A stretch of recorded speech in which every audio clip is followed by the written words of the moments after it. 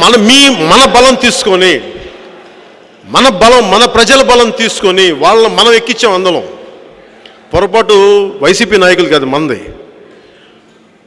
అద్భుతాలు చేస్తారని ఎక్కించి మీరు ఎలా నమ్ముతారు?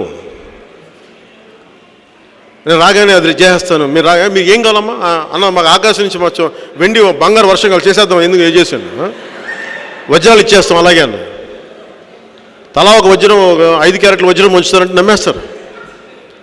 అంటే మన ఆశ మీద, మన గ్రీడ్ మీద ఆడతారు వీళ్ళందరూ.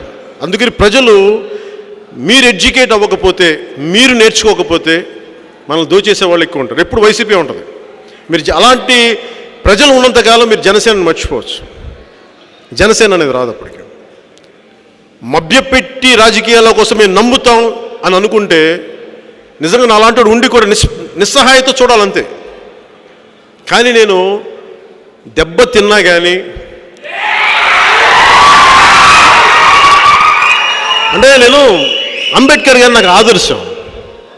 పాప ఇంత రాజ్యాంగం కోసం ఇంత తపన పడ్డ వ్యక్తి 1950లో జనరల్ ఎలక్షన్స్లో ఆయన ఓడిపోయారు. ఆయన ఈరోజు మనం ప్రతి చోట మనకి విగ్రహాలు ఉంటాయి, కానీ పాప జనరల్ ఎలక్షన్స్లో ఓడిపోయారు ఆయన.